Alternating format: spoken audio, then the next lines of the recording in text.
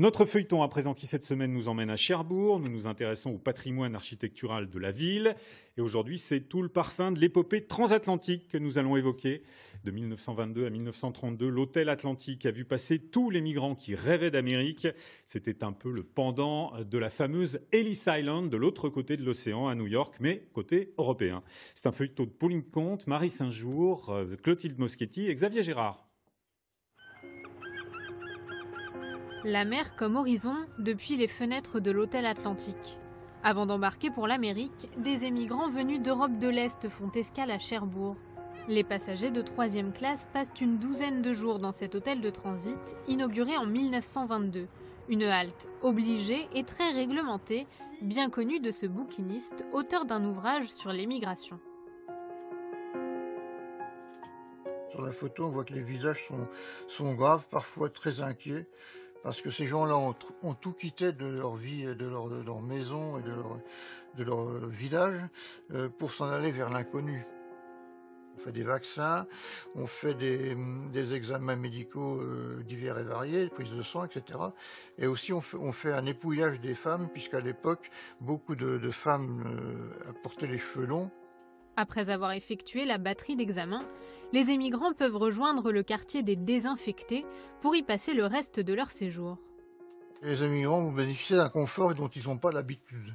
Parce que bon, vous savez que c'est des gens qui venaient de pays où les conditions n'étaient pas terribles.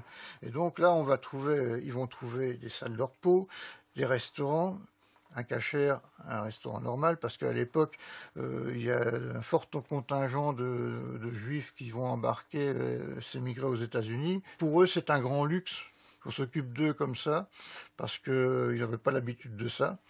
Et bien plus tard, ceux qui sont passés par l'hôtel Atlantique, lorsqu'on les avait interrogés de savoir comment s'était passé leur voyage, tous ont déclaré que le séjour à l'hôtel Atlantique était un séjour très très long, très beau, et qu'ils étaient vraiment très bien accueillis.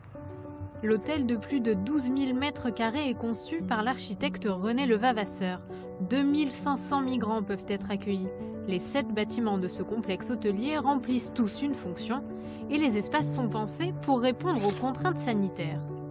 C'est une architecture qui est extrêmement rigoureuse, symétrique, où les espaces sont très grands pour donner véritablement donc une aération des pièces, où les matériaux utilisés sont des matériaux qui sont extrêmement précis et contrôlés par le système médical, à savoir des planchers qui sont en bois mais recouverts de paraffine, des murs à la chaux pour justement enlever tous les miasmes possibles.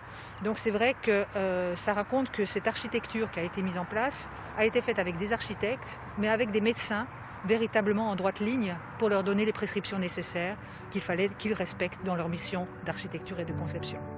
À l'intérieur, l'imposante structure en béton est l'un des rares indices du passé.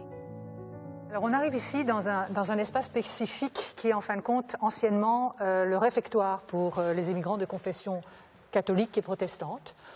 C'est un espace qui avant était beaucoup plus gigantesque puisqu'il n'avait pas en fin de compte de plancher et qu'il avait une hauteur carrément de 11 mètres sous plafond. Donc imaginez un énorme espace baigné de lumière grâce à des lanterneaux, grâce aux fenêtres en partie basse, qui permettait en fin de compte l'accueil à peu près de 800 émigrants qui venaient ici en fin de compte pour se restaurer à raison de 3 fois par jour. L'édifice héberge aujourd'hui la Chambre de commerce et d'industrie de Cherbourg. Ce vaste bâtiment est le seul vestige de l'histoire locale de l'émigration, un souvenir de ces Européens qui ont tout quitté pour un avenir plus prometteur de l'autre côté de l'Atlantique.